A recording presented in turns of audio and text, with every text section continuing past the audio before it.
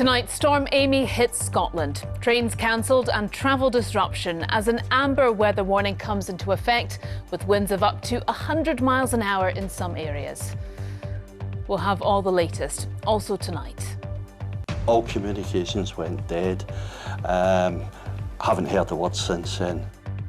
The husband of one of the Scots detained in Israel after a flotilla carrying aid bound for Gaza was intercepted calls for their release.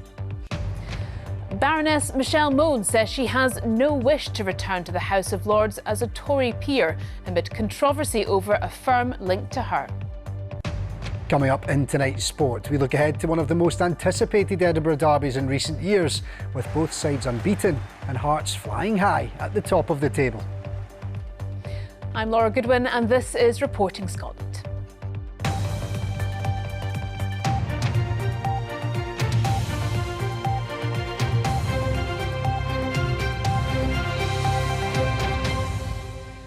Weather warnings have come into effect across Scotland this evening as Storm Amy brings heavy rain and strong winds.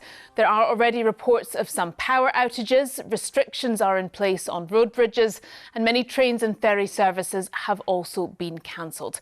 Our news correspondent Jamie McIver has the latest. Waiting for the worst of Storm Amy. The people of the Highlands and Islands are no strangers to storms and high winds. But in Liverpool this afternoon, they were still preparing for the inevitable disruption from the first named storm of the season. We don't tend to drive anywhere, we wouldn't go anywhere tomorrow, we wouldn't get in the car or anything, we just sort of stay in. We know that the next 4 or 5 ferries are cancelled, so quite delighted we got here in one piece and just hope that everyone else is kept safe. You take the weather you get in Scotland. With gusts forecast of up to 100 miles an hour, there's widespread disruption to the ferry network across the country. This is Arden. There's also a heightened risk of power cuts. The rail network in northern Scotland was winding down all afternoon with no trains at all tonight, but passengers all across Scotland can expect disruption. The rail network across Scotland is preparing for the full impact of Storm Amy. There will be no services in the north tonight, and passengers in the rest of Scotland are being warned of the risk of delays and cancellations. We are imposing a speed restriction across the entirety of the network, but critically, where the impact of the storm is going to be most severe, we are going to close down some lines of route. So there'll be 4 lines of route that will be closed. That's the West Highland Line, the Highland Main Line, the Wick Line and the Kyle Line. Most trains to England are still running this evening, though some have been delayed or cancelled. Change at crew, so hopefully it'll be okay. I think if we can get south of the Lake District, we'll be all right. Are you going to be late home this evening? Yeah, hopefully. Hopefully I can go back home tonight because I need to work in Milton Keynes tomorrow. On the roads, high winds and surface water pose a hazard to drivers. There's no need to be out in it if it's an unnecessary journey. So you need to take into consider how safe you feel if you are driving in that condition, that you are safe as an individual, that you've got sufficient kit, i.e. warm jacket, you've got sustenance, you've got water. Disruption to travel across Scotland is likely tomorrow too. And here on Islay tonight, there are power cuts as Storm Amy makes her presence felt. Jamie McIver, Reporting Scotland. Well, Chris McLennan is in Ullapool for us tonight. That's an area under that amber warning. Chris, how are things with you? Yeah, well, a lot of things really ramping up tonight, and those heavy winds that we've been warned to expect as part of this amber alert, they arrived around about the same time as the Loch Seaforth, the Calmac ferry behind me here. Now, it made its journey over from Stornoway. It didn't depart on the following journey. Services there cancelled, including through to tomorrow. And that's the picture across the ferry network. Ferries to and from Shetland cancelled tonight. Similar disruption on the west coast. Now, we've already seen the first major power outages as a result of Storm Amy. That's across Islay, Tiree and Campbellton, with also some small pockets in the Highlands and Murray and even across towards Aberdeenshire. Now, this area tonight, the amber alert will be in place until midnight. It then changes. It moves to cover Northern Highlands and moves east to include parts of Aberdeenshire. We're expecting really high winds, and in some of our more exposed areas, those could reach as high as 100 miles per hour. So we're really being prepared to expect disruption right across the travel network with water. The rest of the country country. There's going to be yellow warnings for heavy rain in place that will make driving conditions difficult with that surface water. So really a lot of disruption coming now that Storm Amy has arrived. Worsening condition, what's the advice? Well, the advice remains for people to urge caution, to only travel if it's necessary to do so. As things are supposed to get worse as we move throughout the night, the advice really is tonight is, if you can, to cancel or delay those journeys until such time as weather conditions improve. But with Storm Amy here right throughout the weekend, further disruption is expected. OK, Chris, many thanks. The husband of a woman being detained in Israel after a flotilla carrying aid bound for Gaza was intercepted has called for her and the others to be released. Margaret Peseta was one of more than 400 activists taken from the boats earlier this week. Both the UK and Scottish governments have expressed concern about the situation. Katie Hunter has more. This was the moment Israeli forces boarded one of more than 40 boats attempting to take aid into Gaza. The first vessels were stopped about 70 nautical miles off the Gaza coast in international waters. Israel said its navy told the boats to change course as they were approaching an active combat zone and what it described as a lawful naval blockade. 4 Scots, Margaret Peseta, Sid Khan, Yvonne Ridley, plus Jim Hickey, were among more than 400 activists held. Speaking to BBC News at lunchtime, Margaret's husband John said his wife's boat got to within 30 miles of Gaza when it was intercepted, something he expected to happen. All communications went dead. Haven't heard a word since then. You know, the Libyans and a legal team in London phoned me to tell me, don't worry, she's okay. I don't know how they knew that, but they've obviously been in touch with someone in Israel, and she's okay, and we hope to get her out in a couple of days. Protests against Israel's actions were held in Edinburgh and Glasgow last night. While this afternoon at a weekly demonstration outside an army recruitment office in Glasgow, friends of the 4 said they were worried. It's a scary time, knowing these people directly and, knowing that a lot of them are, even as activists, people that the Israeli state has been aware of for a long time. And, the rhetoric that the Israeli media was putting out about this was in advance, that was slandering these people awfully. It makes you very worried for the safety of these activists. The UK Government Foreign Office, which has responsibility for Britons detained abroad, said it was extremely concerned about the situation. A spokesperson added, no one would be trying to deliver aid directly via this route if the Israeli government had not placed completely unacceptable restrictions on the flow of aid, creating a humanitarian catastrophe in Gaza. John hopes Margaret will be home soon. They were on a peace mission, they were feeding people. That's all they were doing, try to help people, The Israeli Foreign Ministry described the flotilla as nothing but a provocation and said all those on board were safe and in good health. Katie Hunter reporting Scotland. Baroness Michelle Mone says she has no wish to return as a Conservative peer in the House of Lords. This follows calls from the UK Tory leader for the entrepreneur to be stripped of her peerage after a company linked to Baroness Mone was ordered to repay millions of pounds for breaching a PPE contract during the pandemic. Well, let's speak to our political correspondent Andrew Kerr. Remind us to the background of all of this. Yes, that's right, Laura. Michelle Mone was elevated to the peerage back in 2014 by David Cameron, and on Wednesday, PPE MedPro linked to Baroness Mone was ordered by a judge to repay £122 million to the UK government after it was found to have breached a contract to supply gowns during the pandemic. Now, because of this, several high-profile politicians have been calling on her to give up her title, and on this programme last night, the UK Conservative leader Kemi Badenoch also said she should be stripped of her peerage. But Michelle Mone has come out fighting today. She really has. She's written to Kemi Badenoch. She says there's a bit of amnesia about her loss of the Conservative whip, saying she had removed it herself when she took a Lord's leave of absence. And she says it wasn't removed from her, so she says stop playing silly little games. And she says she wants to clear her name. She has no wish to return to the Lords as a Tory peer. Now, she says, assuming there's still a Tory party before the next UK election. Now, in response to all of that, the Tories say they expect parliamentarians to maintain the highest standards and say Baroness Mone has fallen well short. OK, Andrew, thank you. Some of the day's other stories now. First Minister met members of the Jewish community after the attack on a Manchester synagogue. 2 people died and 3 were injured during the incident yesterday morning. John Swinney urged people to stand united in utter condemnation and visited the Edinburgh Hebrew congregation to reiterate Scotland's solidarity with the Jewish community. Brewdog is cutting a number of jobs in a bid to secure the long-term future of the business. The brewing company hasn't said how many jobs will go or from which locations. Unite the Union suggests the roles could be lost from its Ellen Brewery and HQ and describes it as a deeply worrying sign for the company's future.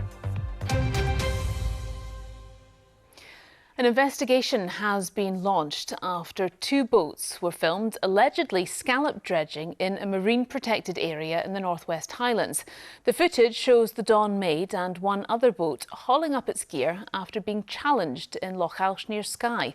Our environment correspondent Kevin Keane reports. Sunday morning, and these 2 boats are seen dredging in a marine protected area near Skye. Yeah, you can see this guy's gear in the water too. The cable hanging from the back is towing fishing gear along the seabed to collect scallops. Dawn Maid. An approach is made to tell the skippers they're fishing illegally. You know this area is closed to mobile gear. Over. Not till the 1st October. I think you're mistaken. One of the skippers says he's been told fishing there is fine, but it's not. The boats soon lift their gear and leave. It's really frustrating because we've invested in trying to improve the health of our marine environment, and that investment has been undermined from someone out with our community, and it's very frustrating. These are the reasons the area is protected. It contains about 100 million bright red flame shells like these, not normally found so close to shore. 8 years ago, a similar incident happened at nearby Loch Carron. A dive to the site found the area had been wrecked, the lines marking where the dredging gear had ploughed along the seabed, destroying everything in its path. This fishery's out of control, you know. Instances like this show that there's a complete lack of oversight and a complete lack of management of the fishery, despite it being the most damaging form of fishing taking place in our waters. The scallops bury themselves in the seabed, and so the dredger needs to be dragged along the mud to scoop them up. Some want that practice banned totally. The minute there was any doubt as whether that box was open, they left. The owner of one of the boats says they thought they were operating legally. So a phone call was made to the fishery officer in Malig to double check what was open, what wasn't open. And we acted on that advice, or the fishermen acted on that advice. Conservationists are still to examine the seabed to understand the extent of the damage. The Scottish Government says it's investigating. Kevin Keane reporting, Scotland, Loch Alsh. Residents living in RAAC-affected properties in Aberdeen are calling for clarity over how £10 million of Scottish Government cash will be spent to support them. More than 500 homes in the Ballinagasque area are set to be demolished as they contain the potentially dangerous concrete. But many private owners are yet to accept offers from the council as they say the valuations are too low. Louise Hosey reports. It's exactly 2 years since residents in Aberdeen first learned their homes were affected by RAAC. The Scottish Government has announced it's agreed a £10 million funding deal with the City Council. But exactly what this means for private homeowners whose properties will be knocked down is unclear. Will they see actual money from this to compensate them for the tens of thousands of pounds that some of them say they're losing due to their homes set to be demolished? We are waiting for further detail for this funding to come through, but as I say, we are committed to ensuring that we get a fair conclusion for everyone that's been affected by RAAC. So you can't commit to that at the moment? Until we see the limitations of this funding, I can't commit to that. Affected homeowners like John say more clarity is needed. They need to put the steps in place to decide how they are going to apportion that to remediate homeowners and get them out of this hellhole that they've put them in. It's not something that can rumble on for another 2 years. This needs to be done in weeks, if not days. The Scottish Government says the money will make a valuable contribution to affordable housing, which would free up funds for the council to help RAAC residents. It says it will continue to press the UK government to create a UK-wide RAAC remediation fund. The situation has led to months of wrangling over what help will be given and who will provide it. The announcement has already drawn a cautious welcome, but it appears the devil will truly be in the detail. Louise Hosey, reporting Scotland, Aberdeen. Almost 60 years ago, there were no services for people in Scotland with autism. From small beginnings in Alloa, the charity Scottish Autism has spent decades representing autistic people and furthering understanding. Now, one of the early founders fears a backward step for neurodiverse people. Ian Hamilton has been in Alloa for the latest My Kind of Town. He has this report. Alloa was at the forefront of manufacturing, beer and glassmaking for well over a century. But this small town on the banks of the Forth also had a national impact in supporting and representing the autistic community. It was here almost 60 years ago that Scottish Autism was founded by people like Yvonne Phillips, whose son Keith is autistic. It was something that people didn't really know about. I often think there must have been lots of autistic people around before, but they were probably labelled idiots and, you know. She is concerned over the lack of new support available to autistic people. You would think that things would be better, but they seem to be no better. Children are waiting, you know, years sometimes for a diagnosis, and yeah, we're regressing. The Scottish Government say there's been increased demand and recognise that long waits are unacceptable. They added that they're investing an extra £500,000 this year to improve support for young people and families. Here's your coffee. Thank you very much. This is a Maker's Cafe in Alloa. It's run by Scottish Autism. More cappuccino coming up. It's here to give young people with autism like you opportunities. My favourite part of a Maker's Cafe is making the cakes, including the Empire biscuits. Support workers in this cafe can see the benefit of helping these young people.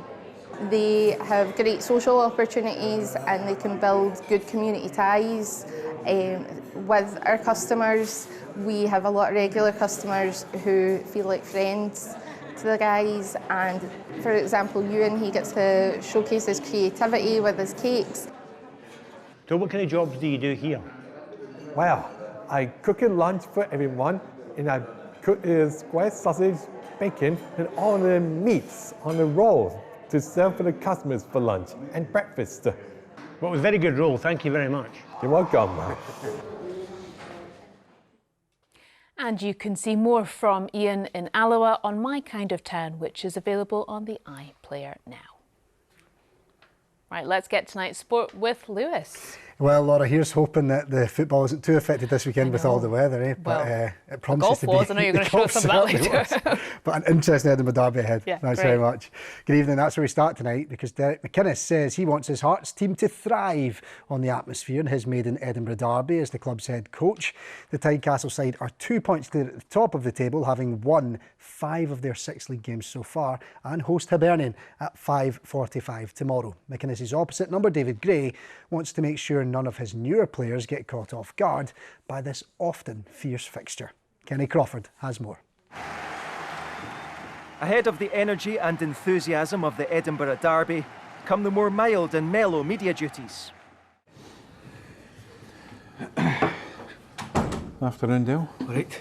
Good. How are you? Aye, fine. Good. Making Derek McInnes feel fine isn't simply his team being top of the league, but that they're doing it in style. Sensational! Absolutely sensational! Shankland! Absolutely ruthless! And next up is his first head-to-head with Hibs as Hearts boss. I've been at loads of Edinburgh derbies over the years, in the Hearts End mind. And watching the game as a manager, watching the game just as a spectator, and you enjoy that, you know. And I think everybody enjoys the noise, the match day experience. But For us, on the professional side, it's about enjoying winning, and it's important that we just focus on that. Hibernian might not hold as lofty a league position as Hearts, but they do have the upper hand in recent meetings. Jack Iredale, that's unbelievable! What about that? Indeed, the Leith Club are looking to win their third Edinburgh derby in a row for the first time in 100 years. You'll be a bit busy, there must be a big game this week, is it? I think the only stat that will matter is when the final whistle goes and then you look at the top corner of the screen or whatever it is, if people are watching the telly or whatever it is, and the results, the only thing that matters. I think I use certain things at times for my own incentive for players, just to recreate history if you can, and to challenge the players, just to motivate them in different ways. But this is a game that everyone should look forward to, as a Hibs player especially, and I think it's the one you always look at as soon as the fixtures come out. When's the first derby? And these players should be really looking forward to it. Thanks everyone. See you tomorrow. The pre-match chats are done. The Tynecastle pitch awaits. Kenny Crawford, reporting Scotland. Now let's turn our attention to last night's European action. Rangers defender Derek Cornelius says blaming Russell Martin and his coaching staff for poor results is the easy way out for the squad.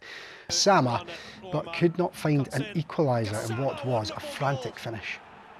We have clear instructions. I think it's an easy way out as a player to just say it's a manager or it's this reason, it's that reason. That's the easy way out, because then you're kind of deflecting responsibility on yourself. But ultimately, it's us on the pitch, and we need to be performing. So I think each individual, as I said, needs to be better, and we need to see where stuff is not going well, and ultimately get results and start getting wins. Celtic captain Callum McGregor believes they still have enough quality in their squad to qualify for the knockout stages of the Europa League, but admits last night's performance was not good enough. They fell behind to Portuguese side Braga in the first half after a mistake from Kasper Schmeichel, but thought they'd equalised through Kelechi Iheanacho early in the second, only for it to be ruled out for handball. Braga doubled their lead with 5 minutes to go to leave Celtic with 1 point from their first two games. You know, when you're getting the draws and they're quite falling for you, obviously the weekend there, you then come into this and it just feels like the wee moments, the key moments are going against you at the minute. So we just have to ride it out. We have to keep working. You know, that's the one thing we will do is continue to work tirelessly on the training pitch to keep trying to nail it, and hopefully it'll just spark overnight and you know, you'll just have one game where everything drops, and then hopefully the team will go and fly from there. Nicky Devlin says Aberdeen can take positives despite their defeat to Shakhtar Donetsk in the Conference League, but admits it will count for nothing if they don't beat Dundee on Sunday. That you put in a good performance and stuff, ultimately you don't get any points, so we have to improve on that. But as you said, it's kind of everything's just now Sunday. We have to win on Sunday, as simple as that. And as you said, none of this means anything if you can't go and win on Sunday. You want to have nights like this, you have to win games like Sunday. Well, you'll be eagerly awaiting Judith's weather forecast shortly, but I can certainly tell you that it is miserable out there. And just look at Andy Murray here during play at the Dunhill Links Championship in Fife. More on him in a moment, but what a day for Robert McIntyre. He is tied for the lead after a remarkable second round 66 at Kings Barnes. This birdie on his last hole took the Oban golfer to 12 under par. Meanwhile, Andy Murray, as well as getting drenched, has been showing off his skills on the course. A quite magnificent up and down from the bunker for birdie here, but there was a swift reminder that golf can always bring you back down to earth. And it did exactly that on the very next hole from yet another bunker. Hard lines there, Andy. That happens to the best of us, so well. Well, that's it. Listen, he can't be great at everything. Exactly. He kept his good humour, though. Thank you very much, Lewis.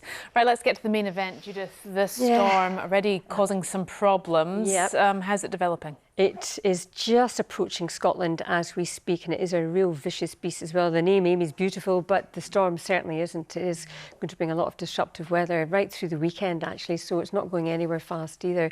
Thank you very much, Laura. Very good evening to you. Yep, this storm Amy is now starting to approach Scotland, bringing a core of really vicious winds. Now, if we take a look at the pressure chart, you can see that deepening area of low pressure. It's a vicious beast now. It's to the southern flank of that low that we have a core of really brutal winds associated with it, and the areas of concern will be western and northern Scotland, and as you can see, it's not going anywhere fast over the weekend.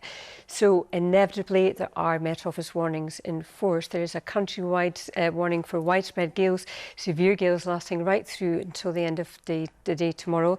Then a higher tier amber warning for western and northern Scotland, valid until midnight tonight. Now the core of those really strong winds will start to track through the Isles of Argyll into Lochaber, Skye and the Northwest Highlands. We could see gusts of 100 miles per hour, and it's after midnight that that core of brutal winds start to make their way into northern Scotland, with another amber warning coming into force, and it's a prolonged warning. It lasts right through until tomorrow evening at 9 o'clock. And of course we have the rain. There's still a rain warning in force for a good part of central and western Scotland. Totals will continue to mount up, especially those vicious winds pushing that rain in, and that's lasting right through till the end of play tomorrow. So the impacts from all this, what are they? Well, disruptive winds right across the country, damaging winds as well, widespread travel disruption, power outages highly likely, and fallen trees, you know exactly the menu I'm talking about. So wet and extremely windy weather to come tonight, as we see rain continuing to pile in across Scotland as we head through tonight. Some heavy bursts as well within it. The rain eventually transferring further south as we head through the overnight period, and temperatures, if you notice them, around about 10 Celsius. So an extremely wet and extremely windy start to the day tomorrow. As we head through the day, those winds ease ever so slightly through central and southern Scotland, but we're still looking at widespread gales. Across northern Scotland, gusts in excess of 70 miles per hour expected, along with outbreaks of rain pushing in here on those winds as well. Very squally conditions. Those winds blustery, squally. As the showers push through, we will see a real squall in them, gusting 50-60 miles per hour, and we will see some sunshine between the showers across southern and central Scotland, though, if you notice it. Into the evening, the high winds continue in the north. It turns drier elsewhere, and I'm glad to say we can take a breath on Sunday, because it is an improving day as we start to see drier conditions developing pretty widely. The wind ease down. It's still a windy day, but they do start to show signs of easing. OK, Judith, thank you very much. And of course, the weather team will be on this over I'm the here weekend. all weekend. You're here all weekend. Judith, thank I will you be very here. much indeed. Now, tonight's main news again. Storm Amy hits Scotland. There's travel disruption and power outages, with winds of up to 90 miles an hour already recorded in some areas. And Judith and I will be here with your late news at around 10:30. Join us then if you can. Until then, from everyone, enjoy your evening. Bye-bye.